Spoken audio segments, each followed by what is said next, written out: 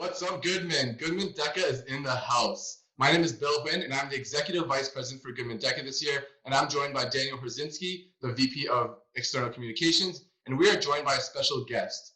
Standing at 6 foot something that I do not know, he is the former DECA president, and he has a long accolade list of things he's been successful at. His name is Nick Hollard. What's up, Nick? How are you doing? Music had to come in stronger, boys. I don't do this for nothing. Come on.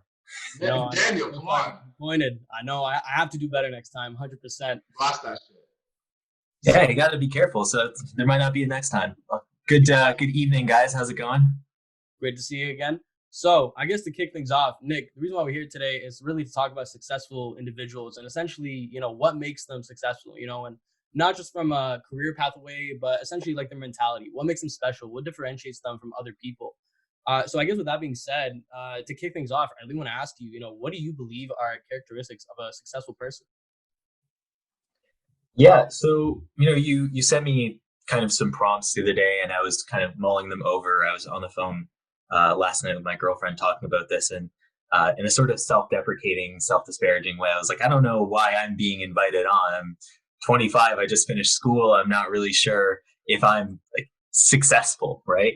And she kind of looked at what I had said and contemplated it in like a retrospective way. And it's like, a lot of people would be very happy to have done what you've done to this point, like regardless of if you think you're accomplished in your career quite yet. To the age of 25, like you've done some interesting things. And I'm like, yeah, I guess that's fair.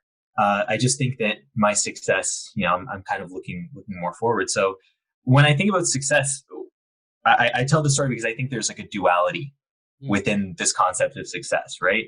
At our age, at a young age, I know you guys are younger. I think you guys are like 20, right? 20? Yeah. Yeah. Okay. Little young ones. Most of your success is ahead of you, right? Like your greatest successes, the ones that you want people to talk about are coming. And sometimes it's hard for you to look in the mirror and say like, I'm a successful individual, but it's kind of like being successful is kind of like hiking up a mountain, right? You don't think about how every step you take gets you a few inches or a few feet further towards the peak, right? You don't think about the individual parts of elevation that you gain, but to get to a point of success, you have to write all of those exams. You have to do all of those projects. You have to meet all of those people. You need to do all of those little things. So thinking about success, it's easy to look at someone else's success and say, okay, they reached this point. They reached this item. They've attained X, Y, or Z. But I think the most important aspect of success is all of the little things along the way, and appreciating that is what really contributes to becoming a successful individual. Whether or not I'm there yet, I would say I'm not quite there, but am I on a good path? Are we, all three of us, on good paths? Absolutely. And it's important for us to have that retrospective, think about what we've done, appreciate that they're characteristic of someone who is going to attain that success that we desire, and maintain that path towards the peak, and appreciate every foot of elevation we gain on our way to the peak of the mountain, right? For sure. I actually love the idea of success because when you think of it, everybody has their own definition, whether it's you becoming a lawyer, whether it's me becoming the president of some group. And then you're talking about, you don't know if you're successful yet, but then we're looking at on our side, we're kind of like first, second, third years. I look up to you. Don't let it get to your head, but like this guy's been former DECA president, former BSA president, VP of competitions for JDCC. I don't even know what else you've done because you've had so many, but it's just like I look up to you and they're like, oh, this guy's really successful. Look where he is now. It's like you think success is something else, but I think it's a different thing that we don't like. Everyone has a different opinion on. So obviously, everything you said is correct. It's just like it's crazy how just so many different definitions of success. It is really interesting. Like I'm sitting in my workspace right now, basically, and before this call, I was doing some research. Like I'm an articling student at Borden Ladner Gervais right now. And I love the work that I'm doing, but the reality is that despite all the things that I've done in the past 7 years of undergraduate education, law school, etc., I'm starting at the bottom rung. I'm the littlest fish in quite a big pond, right? But to the point of different definitions of success, I think that's also really interesting because in the DECA context, you're seeing your delegates in the frame that like they're 18, 19, 20 years old. A lot of you share a very similar experience. You're going through your undergrad, may that be a BAC, BBA co-op, etc. There's quite a bit of like, there's a thread that ties you together right now. But now that I am several years removed from DECA, the first time that I competed in DECA was when I was in my first year of undergrad, which was 2013, 2014. So it's been a while. 6-7 years. Yeah, it's been 6-7 years. And so much can happen. So the people that I knew back then, like, obviously right now for you, right? What's that? They're in like dramatically different places than when they were at your time. Exactly, because back then, DECA and being at Goodman felt like this really thick thread that was tying us together. But now it's a very, very thin strand that ties us. And I look back even at people I went to provincials with when I was an exec or president, and I look at them and I know people who are CPAs, but I also know people who are on the other end of the spectrum who are like videographers and fashion designers, and they've gone down very different avenues. So when I was again kind of reviewing the prompts that you had sent me and considering what I was going to talk about today, it's so interesting to think like, what can I share as far as what I've done that's contributed to my success that can be universalizable? Because the tips that I can give are certainly conducive to being, I guess, successful in the path that I followed, perhaps not the optimal steps to take, but they've been conducive to some measure of success in that way. But could I tell anything to the individual I know who's now, a videographer that is going to be conducive to his success? Maybe not, beyond just broad aphorisms of hard work gets you success, focus on your passion, etc. So it's interesting. You know what? I actually love the fact that you brought that up, especially like, people going down different paths. Cause like, I feel like, just my personal opinion, I feel like that's such an important thing to have. You know what I mean? Like, that's kind of the whole reason why we really want to start this podcast as a whole, right? Because we don't want this podcast itself to be limited to just business students, right? Because even when I was explaining this podcast to you, before you agreed to be a guest, I was like, hey, so we just don't want it to be just business students, because to a degree, it's almost kind of the same story if you really think about it. It's like, how'd you get here? Oh man, I grinded, I put in the work, I worked harder than anybody, right?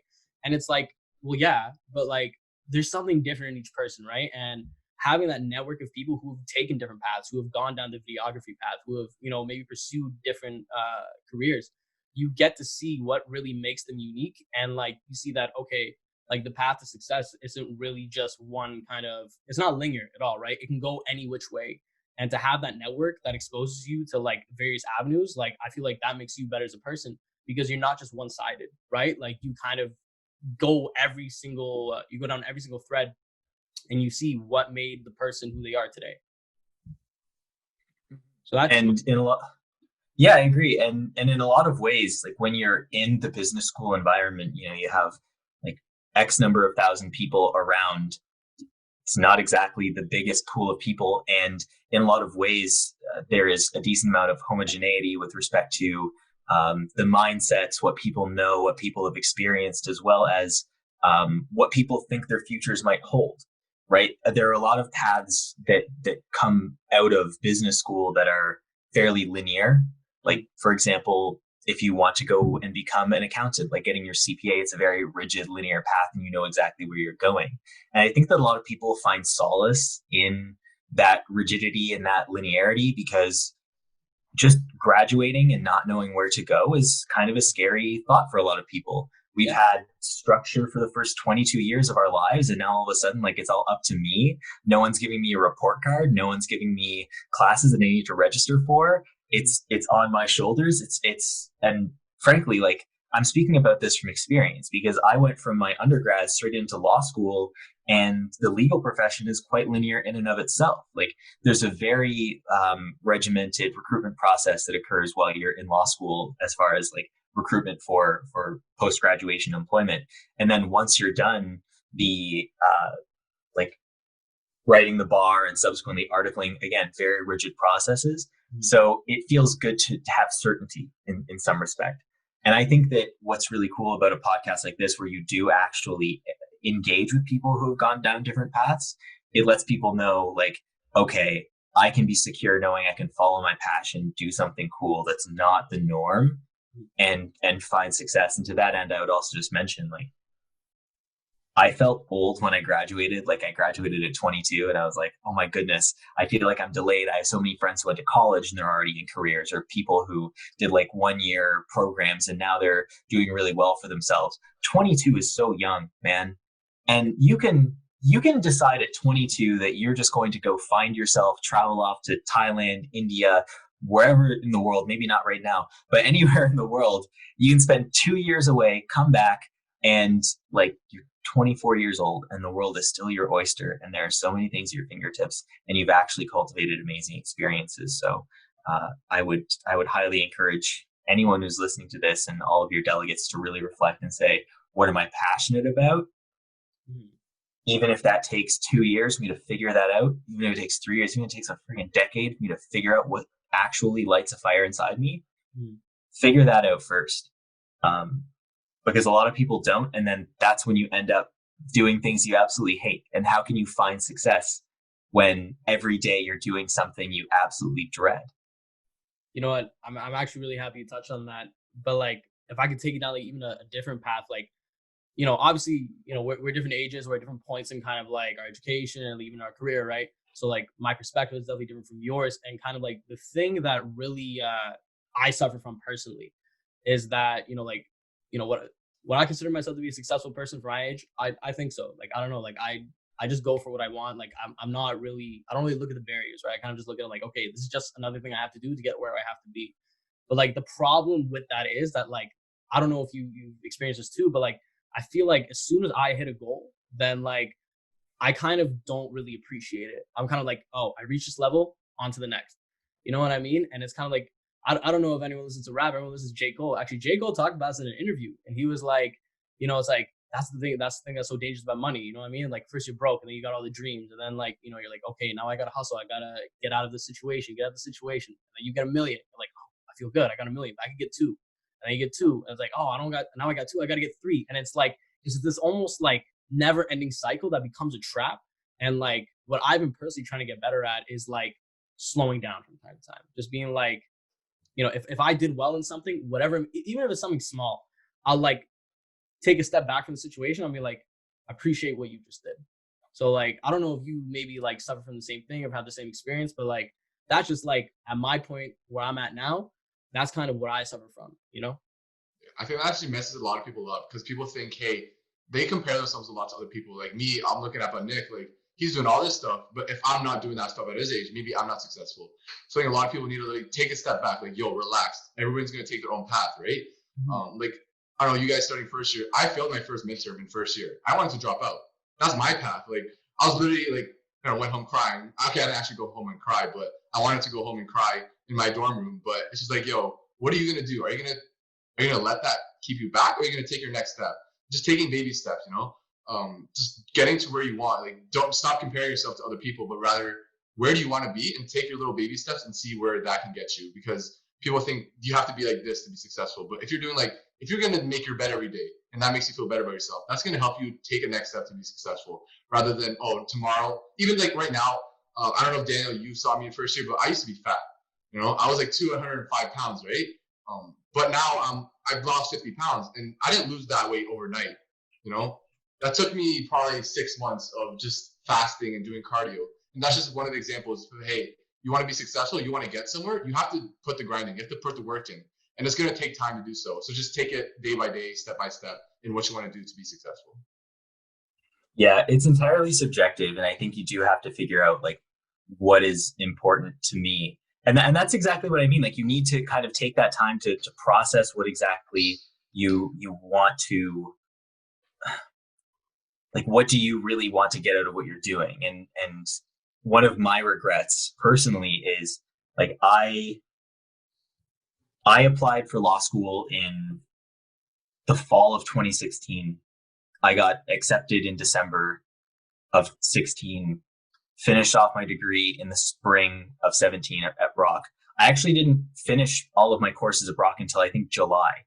And then I didn't actually graduate until October. So I already started at McGill in September before I like, I went as quickly as I could from undergrad right into law school. There was no gap. And I then got my job with BLG when I was in my first semester of my second year. I worked at BLG in my summer between second year and third year. And then like as soon as third year was done, I started prepping for the bar. I've written the bar now, and now I'm at BLG. And if things go well, fingers crossed, I'm going to still be at BLG come next summer, and I'm going to be a lawyer. And then that's the rest of my life. And in some ways, I'm really excited about that, because I'm like, I've become a lawyer as quickly as one can become a lawyer in a lot of ways. But on the other side of it, I'm like, damn, did I need to do that? Would it have been okay for me to take a year to just kind of spend on me and figure me out? Yeah. And to your point, Daniel, I'm going to address what you had said about, just achieving and wanting more. I don't think that wanting more is a problem, so long as you love your journey and you are excited not by simply achieving something, but by how you achieve it. Because like, if you just love money and you are obsessed with getting that higher number in your bank account, you're probably going to be miserable for all of those interstitial moments between 1 million and 2 million and 2 million and 3 million, as your J. Cole analogy goes. But and I wanted to go back to my mountain analogy. I was out west recently and just had some amazing hikes, and my girlfriend and I, we hiked up a mountain called Tunnel Mountain in Banff. It was absolutely beautiful. We got to the peak. You could see the Bow River, and it was like a beautiful blue green, and like the village looked amazing. And I looked out across at all the other mountains, and there was this absolutely massive one that we could see. And the first thought I had is, we're at the peak of this mountain. I looked at this huge one, and I was like, now I want to hike up that one. I want to go up the bigger one. I want to go higher. You now, reached that level. Exactly. Like, now that I've reached this, I want to do the next thing. But you have to process, like, do you just want to do that because you can tell people that you got there? Or do you want to do that because you loved the journey to get to that point? And I think that it's not problematic if it's the latter, but it's problematic if it's the former. And I think that you do have problems when you're just working to get to that peak, when you don't actually process what's important to you. You kind of create fictitious or very superficial definitions of success, i.e., let's get that next million, as opposed to let's be satisfied every single day. Let's wake up and do a job that we love. Let's be happy that we're making clients happy. Let's be happy that we're being creative and making something new, right? So like, if you were to essentially put that in like a phrase, right? Like, let's say, we had someone come on right now, and, they're lost, right? They're lost. They're like first year uni, they're overwhelmed, especially with the way university's running right now. And like, if you could give them like one piece of advice, like, would it be that? Would it be that just be grateful where you're at right now? Or like, would you kind of spin it a different way and give them some different type of perspective? I think that telling someone simply to be grateful for where they are now can often be condescending, because there are people who are in genuinely difficult situations. And, I'm not going to discredit the fact that some people are just genuinely in bad places. But I think if I could give one piece of advice, one punchy sentence, that's tough, because I'm not someone who is a brief individual to begin with. We can tell. Yeah. You can edit this down later, so it's fine. A single sentence, it's so cliche, man. Like, you need to love the journey and not the destination. I hate the fact that I said that, but it's like you're destined to come up with, again, superficial and potentially harmful means of measuring yourself and your success if you don't actually figure out what's important to you. Like, do you guys right now know what would, for the rest of your life, drive you and make you happy? My car. You got jokes, eh? Shut up. For me personally, honestly, like, the ultimate goal I kind of have is like to one day build my own house.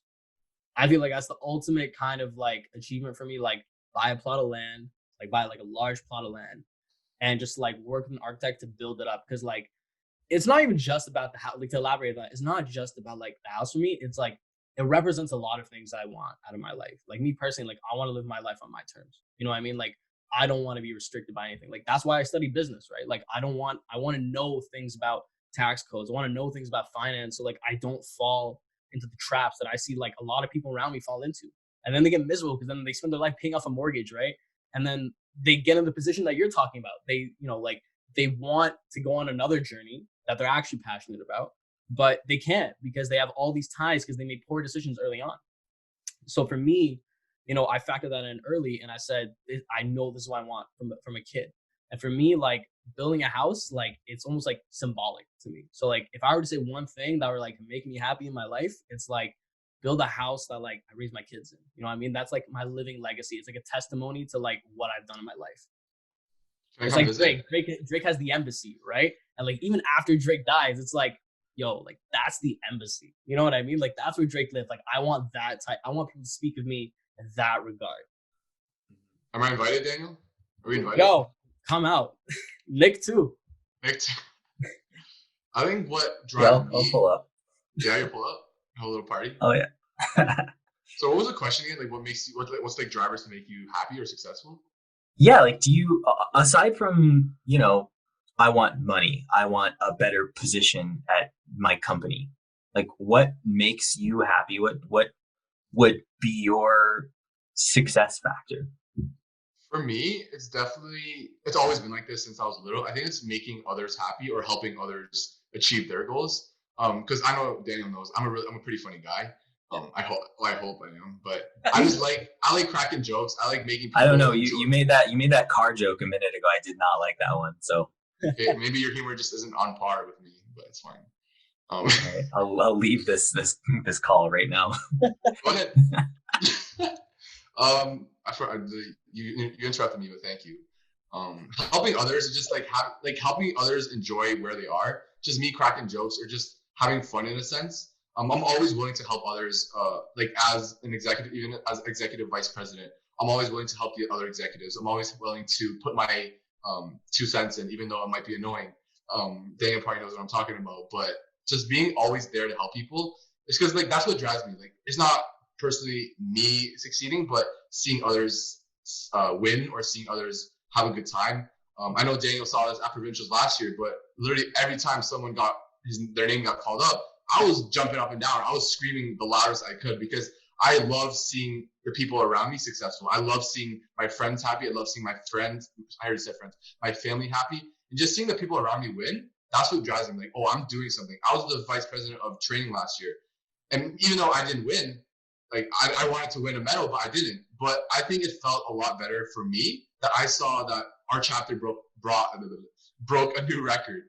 Like I helped people achieve that goal, even though I didn't kind of successfully win a medal, but I kind of contributed to people winning. And just seeing the people around me win, I was, oh my gosh. Even after the ceremony, I was still screaming. I was still slapping people. Hey, good job, man. You worked for this. You worked hard for this. And even if you didn't win, I was like, hey, Daniel, I know you didn't win, but you did your best. You worked hard, and I believe in you. I can't wait to see what you can do next year. No shout out to you, Daniel. You did a great job. I'm just saying, I still supported the people who didn't win.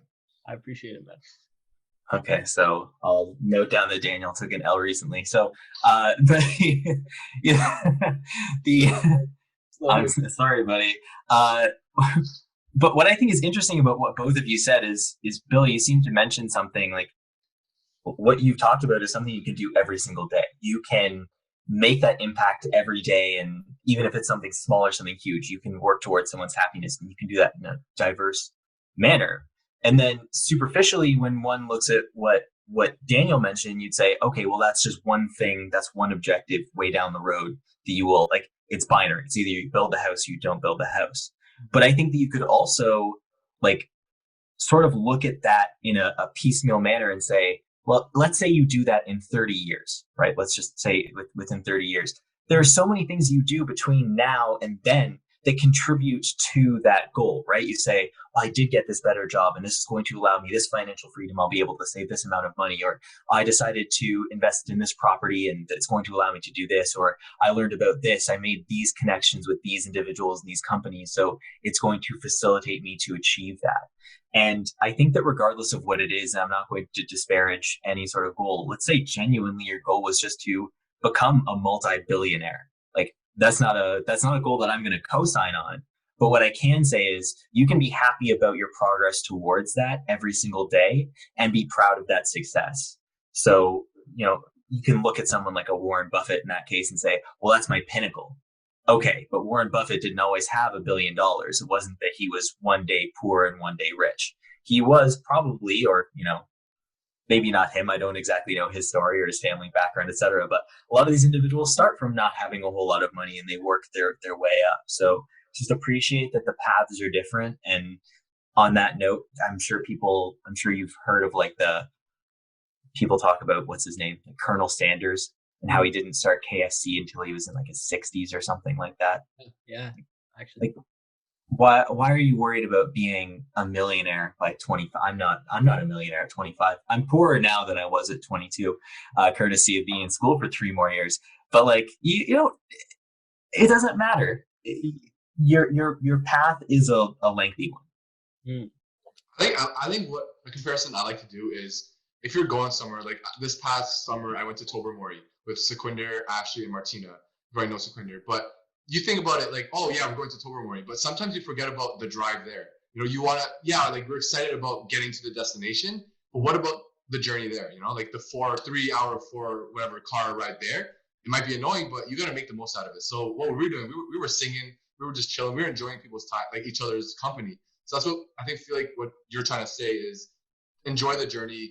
And then you're going to eventually arrive to the destination, but you want to enjoy the journey as much as possible. And you want to make the most out of it, whether that be through singing or throwing stuff out the window, or Martina dropping her journal out the window and having to buy a new journal. That's a memory we have. I have a video if you want to see it.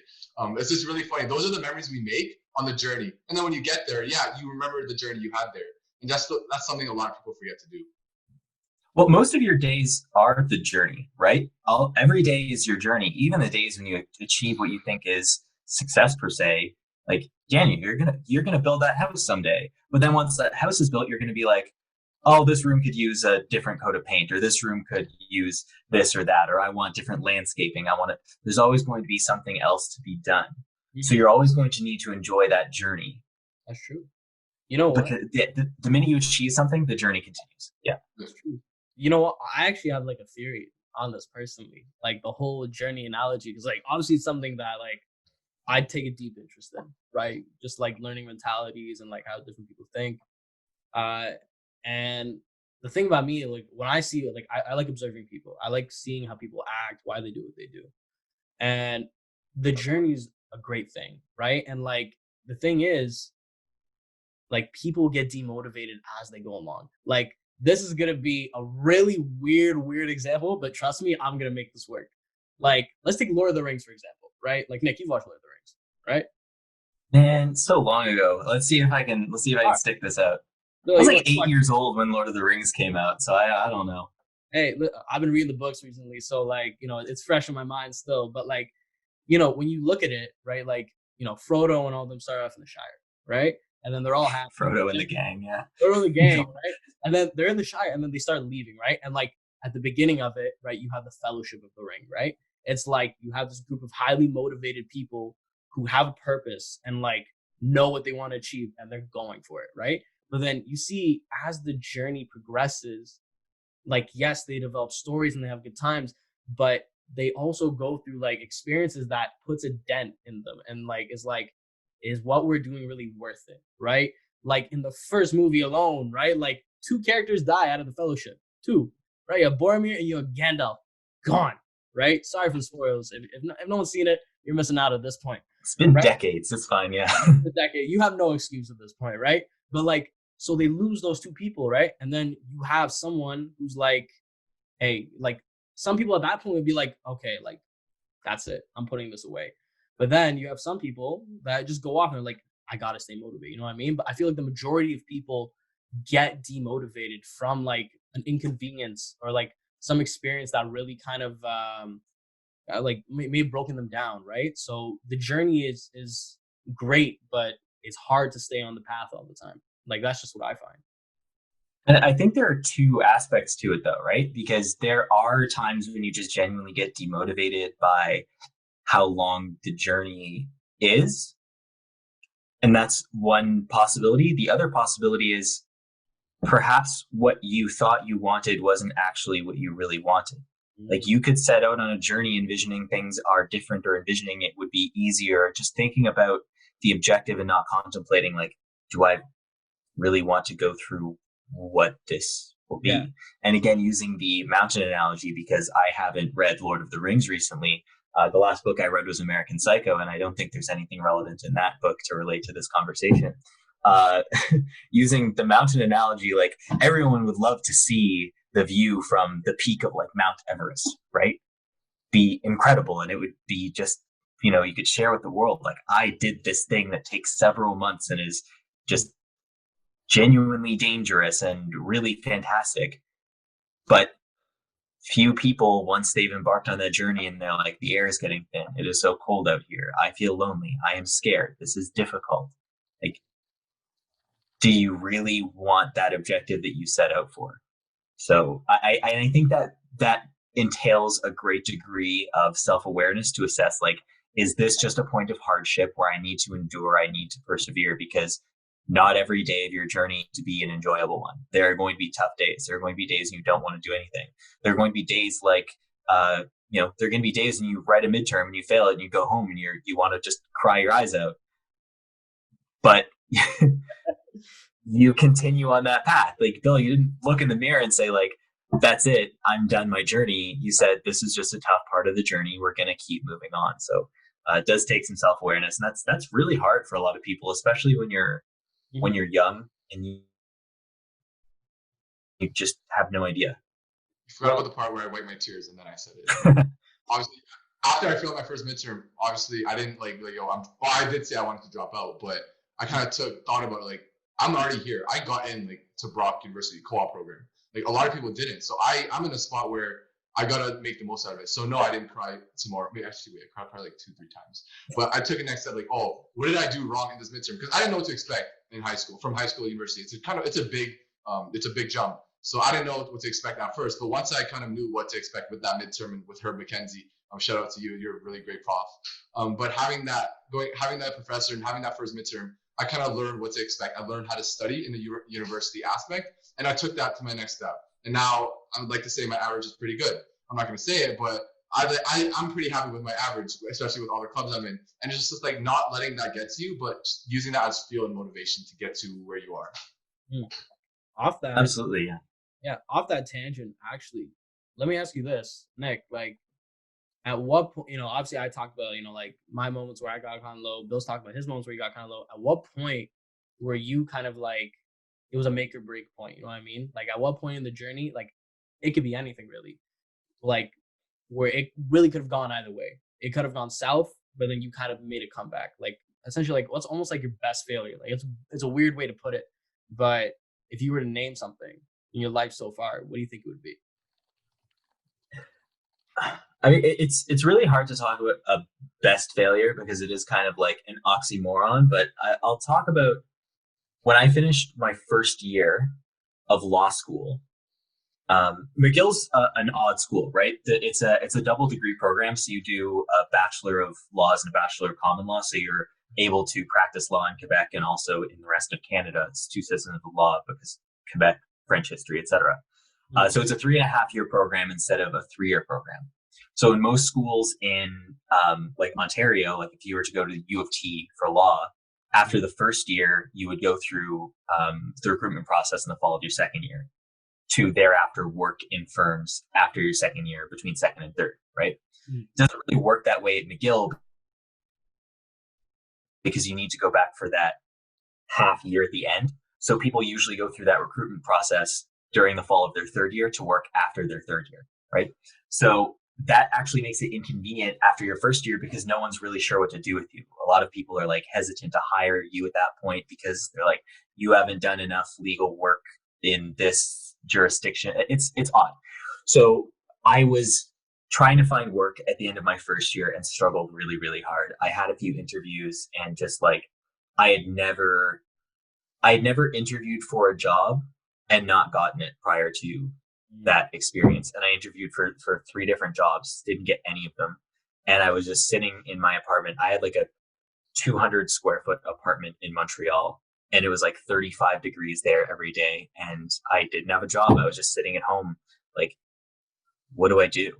I'm just sweating alone in this apartment. I took a single economics like elective credit that summer, and I was like, this is the worst I've ever felt about myself. September rolled around, and I had never been so happy to go back to school, and I was so motivated to work, so motivated to like prove that those people who didn't hire me like made a mistake, and I was so just invigorated. I went through and sent in applications to all of these law firms to work there the following summer, because again, the recruitment process starts in September. And this big gap on my resume, like I just didn't work for this whole summer, but I ended up getting a few interviews, and man, I have never practiced so hard for interview. I would spend like 3 hours a day in front of a mirror reciting interview questions. Like my throat was hoarse at the end of this, like every day, because I was just so focused on like, I'm going to be prepared. I'm going to wow them. I have this gap on my resume. I'm maybe not the most impressive person on paper. They got to really love me. So as hard as that summer was, and as hard as that experience was, like I felt like I didn't have a purpose. I felt horrible about myself.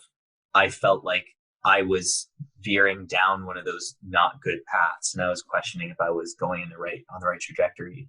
But instead of allowing that to like derail me or demotivate me, I was like, no. I'm Nick Hollard. I've got this. Like I'm gonna come back and you'll see. You'll see. And lo and behold, I'm still at BLG, obviously a year later. I absolutely love it here. And as far as I know, they quite like me as well. So we're turned it around. It was a good failure, I would say. You know what? That's a comeback story if I've ever heard one, honestly. You know, better than Nuggets with a 3-1 comeback. Nick Hollard's comeback is better. You know what? I was about to make a basketball prediction, but the reality is that this is going to come out after tonight's game, obviously. So I don't want to say like, Lakers in 5, and then like this comes out next week, and they're like, oh, Nick's an idiot. You know what? With that being said, all in all, after that story, I think honestly that's the perfect place to end it off. Bill, what do you think? No, I just want to add on. It's really crazy because I look up to like, oh, this guy's successful, but I wouldn't know like you had that summer where you were rethinking your whole course of process. People just see you as, oh, this guy's Nick Hollard. He's been all these presidents. Blah, blah, blah. He's at McGill. He's doing so successful. But what we don't know is like the story behind where you got there, or we don't know how you're actually feeling. Because if you didn't tell me on this podcast, and for people listening, people probably wouldn't know that you had that summer where you're like, oh, like, damn, what do I do now? But just like seeing that process, the thought process of people who are successful and how they got there, just like there's thoughts that come behind it. There's those circumstances where you haven't felt successful in that situation, but rather just using that as motivation to get where you are and where you want to be, rather than just be like, oh, sitting there and crying in the mirror like I did. Yeah, you know, there are times when you have to cry in the mirror. There are times when you're just going to have those really low points. There are times you're going to question it all, but it just is how you react that counts. And when you're interacting with people out in the world and having conversations with them about what they believe success to be, just know that everyone does have those low points. Everyone does have those tribulations that they have to overcome. You know, I think it's especially apparent on, like, you go on social media, you see just the highlights, and in everyday interactions, people generally only share the highlights. And you just need to know, like, there's some lowlights, but those lowlights are important to making the highlights shine. A lot of work comes behind those boomerangs, you know, girl, like with their foods, like the boomerangs. Hey, listen, every superhero has their origin story, right? Absolutely. I'm not sure I'm a superhero yet, but perhaps that's the trajectory. Well, you know what? I'm confident that you will be. So with that being said, Nick, I'd like to thank you so much for coming out. You've been, you know, for a first guest, I think you were the best we absolutely could have gotten. I wouldn't really have any. Best guest so far, at least, yeah. Yeah, best guest so far. Worst. You're the worst guest so far. I think so too. Anyways, Nick, thank you so much. Bill, thank you so much for co-hosting with me. You made me. I didn't have a choice. Hey, don't. And Goodman, stay tuned for the next episode of Uncut Gems.